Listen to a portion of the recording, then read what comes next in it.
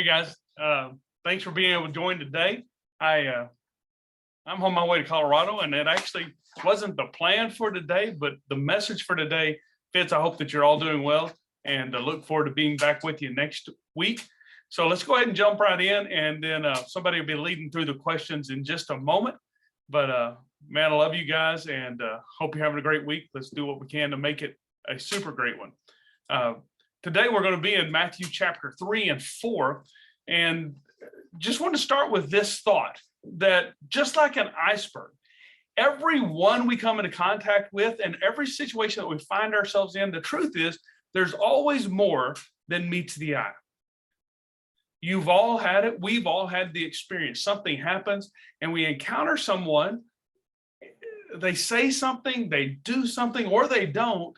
And initially on the surface level, it looks like one thing. But if we pause for just a second, if we ask, what's really going on here? Or how are you doing? What's going on in your life? What we find out so often is there's so much more going on, and we keep it below the surface. And just like this image, there's a lot more going on than what meets the eye. So it's an important thing for us to see that same thing's happening in the life of Jesus. And we're spending some time learning what it means to be a leader like Jesus, how we can imitate him, and how it improves our lives and it improves our interaction with each other in the office and at home and with the people we deal with every single day, wherever we are. And so we start with this kind of question, and it's really about who are you? You see, there are really three questions that all of us have to answer. And I love to illustrate it with this story. It's about a man who lived about 100 years after Jesus. His name was Rabbi Akiva. He was a teacher in the Jewish community, and he was walking back home. He lived a little ways outside of the community of Capernaum, where Jesus actually spent a lot of time. And as Jewish people did, especially rabbis, as he was walking, he was caught up in thinking about scriptures, and he was rehearsing a passage in his mind, going over it over and over and over again. And what happened was, as he came to a fork in the road, he needed to go to the right, but he was so focused that he made the wrong turn. And as he traveled down the path and the sun was setting, all of a sudden his focus on the scriptures was interrupted as he heard a Roman soldier holler out at him, "Who are you? Where did you come from, and where are you going?" And it startled him so much that he said, "Excuse me, what did you say?" And the man said, "Who are you? Where did you come from, and where are you going?" And the rabbi paused for just a moment, and then he said, "How much, sir, do you get paid to ask that question?" And now the Roman guard is surprised. He said, "Excuse me, what did you say?" And he said, "Whatever you get paid to stand there every day and ask that question, I want to pay you, so that every time I leave my house and every time I return from my house, you'll ask me those three questions. Who are you? Where did you come from? And where are you going?" They're questions you and I have to ask. And sometimes we get so distracted by what's going on, we get in such a hurry that we forget to ask, who am I really? Where did I come from? And where am I going? Where did my life come from, and where's my life going? What's the purpose of all of this? And it's easy for us to miss that sometimes. And so we'll pick up in Matthew chapter 3. It's at the end of the chapter, but here's what we read. It says, Jesus arrived from Galilee at the Jordan, and he came to John to be baptized by him. But John tried to prevent him, saying, "I have need to be baptized by you, and do you come to me?" But Jesus answering said to him, "Permit it at this time, for in this way it is fitting for us to fulfill all righteousness." Then he permitted him. And after being baptized, Jesus came up immediately from the water, and behold, the heavens were open, and he saw the Spirit of God descending as a dove and lighting on him. And behold, a voice out of the heavens said, "This is my beloved Son, in whom I am well pleased." And when Matthew wrote this, there wasn't a break there. So this just continues. And so he says, "This is my beloved Son, in whom I am well pleased." And it says, then Jesus was led up by the Spirit into the wilderness to be tempted by the devil. And after he had fasted 40 days and 40 nights, he then became hungry. And the tempter came and said to him, "If you are the Son of God, command that these stones become bread." But he answered and said to him, "It is written, man shall not live on bread alone, but on every word that proceeds out of the mouth of God." Now, I don't know if you caught it, But what happened, what you see there, and there's a section here in your notes about God's eternal plan, and there's a reality that you may not have ever thought about, that God was working before creation to make things right between himself and all people. He knew Adam and Eve and everybody who was born after Adam and Eve were going to sin, and that sin separates us from God and it creates a problem that we can't fix. I mean, all of us have done it. How many times can you say, I'm sorry? And although it helps sometimes, it never erases what's been done. It never unrings the bell. And we've tried real hard to be so good to make up for it. We've apologized over and over. You may have given a gift thinking, okay, that'll make it better. But there's always that thought in the back of your mind, and maybe in the back of the heart or mind of the person that you've injured, that you've sinned against, that you've hurt, that you've done wrong to. I remember when. And so before God said, let there be light, he had already made a plan, and he'd been working through thousands, literally at least 4,000 years, to bring Jesus into the world, to bring people back together with him, to fix the sin problem. And so when he finally announces to the whole world, this is my beloved son, with him I am well pleased, I would expect for Jesus to immediately begin casting out demons, and he's going to tell people good news, and he's going to tell them how their past can be forgiven and their future can be secured and they can be right with God again. But before he does any of that, it's like at the very beginning of the football game, God calls a timeout. Look at this again. Jesus is baptized, and then it says Jesus was led up by the Spirit into the wilderness. And what he did there was fasted for 40 days and 40 nights. And the thing I think it's important for us to learn, not just about Jesus, and if it was important for him, surely it's even more important for us, that before he went to work, before he started what he believed God had made him to do, and he was right, before he got to work and did anything else, he started with a timeout. He gave himself devoted, focused time for his relationship with God. And it's one of those things that's important for us, because we can get so focused on the outside that we forget the inside, that we can be so busy doing our jobs, getting through the day, that we miss what's going on in the inside. And primarily we miss our relationship with God. We were just asking the question, who am I? Where did I come from? And where's my life going? Am I doing the things that I really need to do? Am I taking care of the things and the people that are priorities in my life? Or am I just getting through the day? Jesus began with a timeout. It's important for us. He finally, before he starts, he stops and he gives himself focused time with God. When's the last time you did that? And this timeout makes it clear. It's a stark reminder for us that we have greater needs. We have needs that are greater than our executing, getting things done. We have needs that are greater than food. We have needs that are greater than pushing through. We have needs that are greater than just making it through the day. We have needs that are greater. And it's easy for us to focus on what we're doing outside, on crossing the things off our list and getting the check marks, being able to get done the things we feel like I have to get done today. But if you do it very long, what happens is you actually get off course and you forget who you are, where you're coming from, and where you're going. And so it's important for us to start. And I'd suggest it's vitally important for us to start every single day with a timeout. That could mean for you that you just start your day with some quiet time of thinking and writing and planning out your day. What are the priorities for today? What are the most important things for me to get done today? But being kingdom-minded people who believe in God and serving God, it's important for us to start with a timeout and some time spent with God, listening to him. And we'll make this point again later. Jesus makes it for us. But listening to him and talking to him, that we start with our time out with God. And then from that, well, how many times have you had somebody say, hey, I need to see your ID? That's what happens. Jesus spends 40 days fasting and praying, and I love the way Matthew says it. And then he became hungry. I'm thinking about 40 minutes, 4 hours at the top.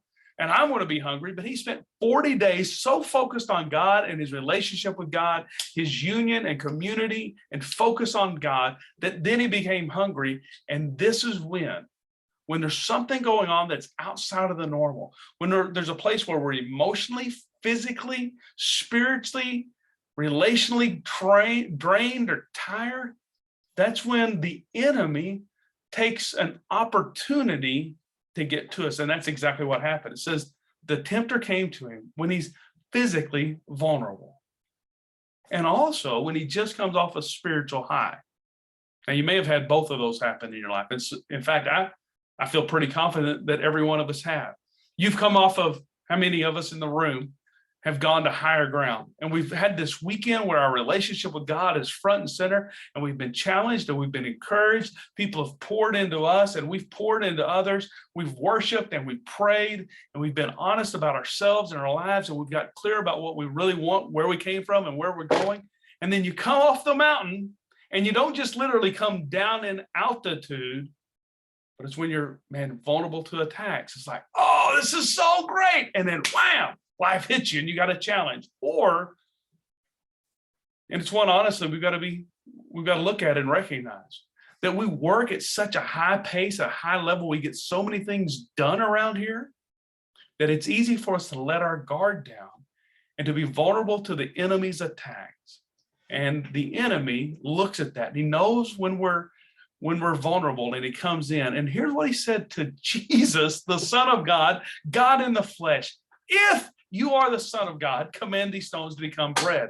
And here's what I want you to notice there. He comes in and he says, I'm going to challenge you because I want you to prove to me who you are. You see, there are lots of people who try to tell us who we are. Just think about it. Our surroundings influence who we are. They influence what we see about ourselves and what others see and how we act. So our surroundings are a voice that tell us who we are. Our other people are a voice that tell us who we are. If you've taken the notes there, the third one is our successes sometimes try to tell us who we are. And the other side of that is sometimes our failures try to tell us who we are. And the truth is, sometimes it's ourselves. We're saying things that aren't true, some things that tear us down inside. And I want you to look at these words that Satan spoke to Jesus. If, and you may not have thought about it, but when he says the word if, it's like he's throwing down the gauntlet and saying, you've got to prove to me who you are.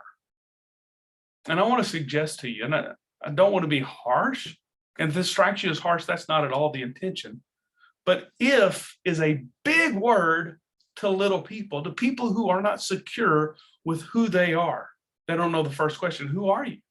They don't know where they came from. They don't know where they're going. And that if puts us in a area, it manipulates us into proving something. The truth is, you don't have to prove who you are because God speaks who you are. God created us, and you don't have to prove it to yourself, to someone else, to the situation, to the success, to the failure. Those things don't determine who you are. Satan says, hey, prove it to me. You do something to prove to me who you really are. You see, the enemy loves these tactics. He's got lots of them, but he loves these tactics. He loves to distract us. Jesus was focused on his relationship with God, and Satan comes in when he's vulnerable and says, hey, look over here. Pay attention here. Don't look there. Don't look up. Don't look at God. Look right here. Look over here. Look at your hunger. Man, you can take care of yourself. You don't have to wait on God. You don't have to trust God. You don't have to let your relationship with God be first. Just look at me. Just get distracted here. He loves to distract us. He loves to get us to take a substitute. You're feeding your soul, your spirit, your relationship with God. And what you really need is just to meet that physical need. Boy, doesn't he love to do that? I want it. I need it. I deserve it. I've earned it. And I want it right now. I don't want to wait. I don't want to let God provide it. I don't want to do it the right way. So he distracts us. He gets us to take a substitute instead of the real thing. And he loves for us to settle for less than God's best, to settle for less than what we're capable of, to push all that down and say, I believe God's got something bigger. I believe God's got something better. I believe God's way is better than any and every other way. But so he loves to distract, and he loves to give us a substitute, and he loves for us to settle. But look at Jesus. Look at what he says, and we see what we really need. He says, man will not live on bread alone, but on every word that proceeds out of the mouth of God. That it's every word that proceeds out of the mouth of God. You see, it's easy to try to live on junk food or fast food. In fact, it's our world. You look around, I don't know if there's any place, I ought to check it out. Maybe somebody can Google it and get it back to me. But is there any place in the whole world that's got more fast food joints than Lubbock, Texas? I mean, I know they're everywhere, but it's like we're always in a hurry, and I don't have time to sit down and eat. And so I just got to grab it and get it or bring it here, and Uber Eats or whoever, Grubhub or whoever you get to deliver it. Man, let's just go, go, go, go, go. But the quality of that food and the way we eat it. You see, Satan was trying to get Jesus to take fast food. You want to nurture, to nourish your spirit. And I'm telling you, just eat some bread. Tell those stones to become bread. And then you got this need met, and it'll distract you from your real need. Ooh, it's so dangerous for us. To make up our own scorecard and say, well, I'm doing well here and here and here and here. I know this is not what it ought to be. This is not as good as it could be. I know God's got a better plan for me this way, but this is not so bad. And so we're distracted from him. We take a substitute, the junk food, the fast food, rather than the good soul nourishing food. What we really need is to hear his voice in our timeout, to have a timeout. And in our timeout, what some people love to call our me time should become our God time. And in that God time, that time out from everything else, we just need to hear his voice. You see, in a confusing world, we need truth. In a junk food world, we need some substance, something that lasts. You've had the meal. You've eaten the junk food. I mean, I love Asian food. Thai food, some of my favorite food in the whole planet. The problem is I go eat it and it's so good. I eat too much. And I'm like, oh, I'm never going to be able to eat again. But you know what? In about 2.5 hours, I'm starving because all those carbs, man, they've converted to sugar. I burned through. My energy went here and then it's there. And I'm like, I got to have more coffee. I can't make it. I'm starving. And do you see that in your spirit too?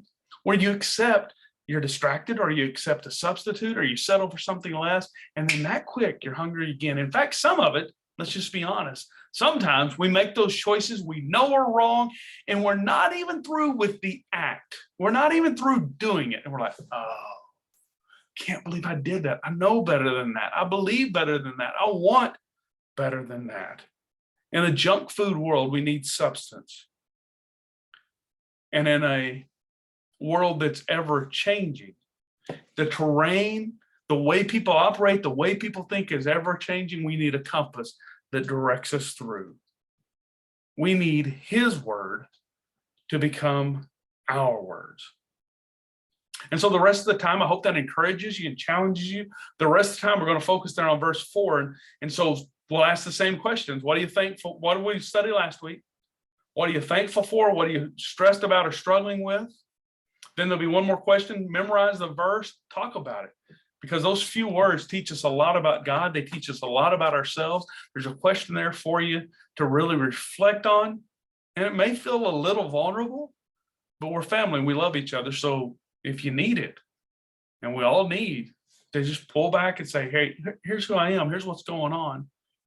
Talk about what it is that you settle for and what substitutes you take and what substitutes are hard to resist. And then what are you going to do to let these words, man will not live by bread alone, but on every word that proceeds out of the mouth of God, how will you put them into practice and who will you share it with? Man, I miss you guys. I love you. Y'all make it a great week. Enjoyed the time with you.